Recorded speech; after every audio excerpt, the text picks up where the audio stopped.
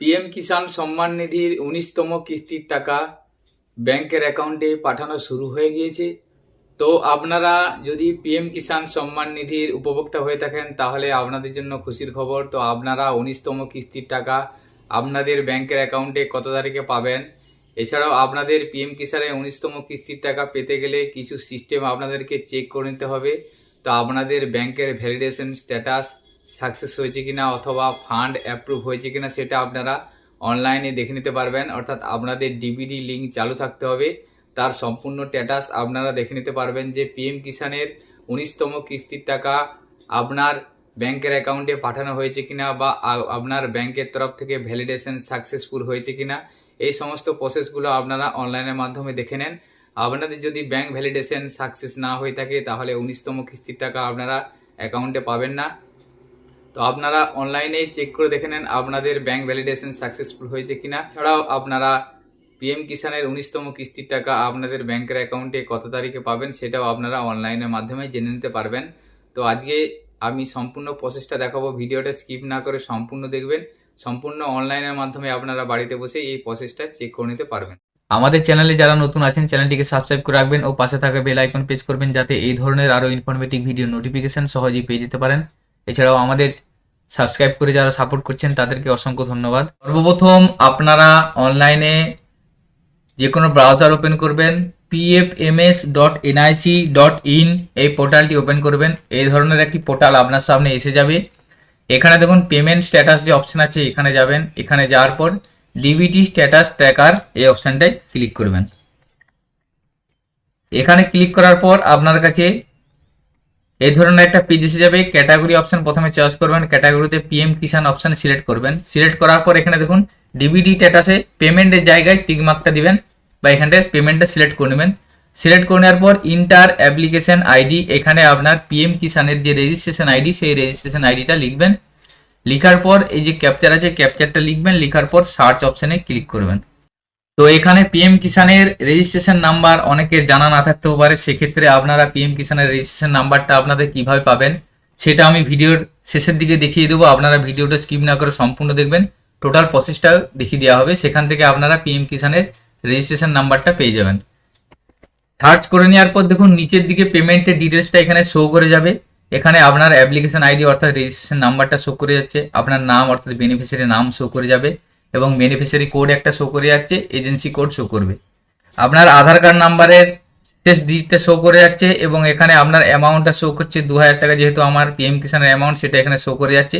Request date অর্থাৎ কত তারিখে পিএম কিষাণের ২০০০ টাকা দেওয়ার রিকোয়েস্ট নেওয়া হয়েছে, এখানে ফেব্রুয়ারি ১৩, ২০২৫ ৬টা ২০ মিনিটে নেওয়া হয়েছে। ডেট এবং টাইমটা শো করে যাচ্ছে। আমার ফেব্রুয়ারি ১৩ তারিখে রিকোয়েস্ট নেওয়া হয়েছে এবং ভ্যালিডেশন স্ট্যাটাস অর্থাৎ ব্যাংকের তরফ থেকে ভ্যালিডেশন সাকসেসফুল করে দেওয়া হয়েছে 15 ফেব্রুয়ারি ২০২৫। এই জায়গাটা আপনারা চেক করে দেখে নেবেন যে আপনাদের নেক্সট পিএম কিষাণের কিস্তির জন্য ব্যাংকের ভ্যালিডেশনটা সাকসেসফুল হয়েছে কিনা।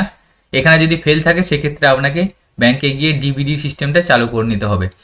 তো আমার এখানে ভ্যালিডেশন স্ট্যাটাসটা সাকসেসফুল হয়েছে অর্থাৎ 15 ফেব্রুয়ারি ভ্যালিডেশন করে নেওয়া হয়েছে এবং ফান্ড স্ট্যাটাসের জায়গায় দেখুন অ্যাপ্রুভ বাই এজেন্সি অর্থাৎ 15 ফেব্রুয়ারি ২০২৫ আমার ফান্ডটা অ্যাপ্রুভ করে দেওয়া হয়েছে। এটা আপনারা চেক করে দেখে নেবেন যে আপনাদের ফান্ড অ্যাপ্রুভ কত তারিখে হয়েছে।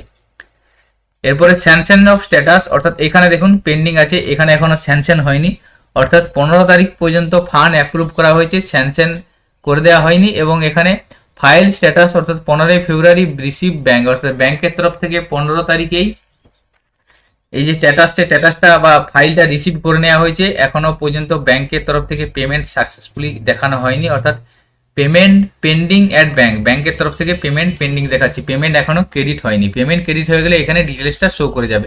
অর্থাৎ আমার এই পিএম কিষাণের সমস্ত ডিটেলস ঠিকঠাক আছে, ব্যাংক ভ্যালিডেশন ফান্ড অ্যাপ্রুভেল সমস্ত কিছু হয়ে গেছে, ব্যাংক রিসিভও হয়ে গেছে, শুধুমাত্র পেমেন্ট ক্রেডিটের অপশানটা পেন্ডিং আছে।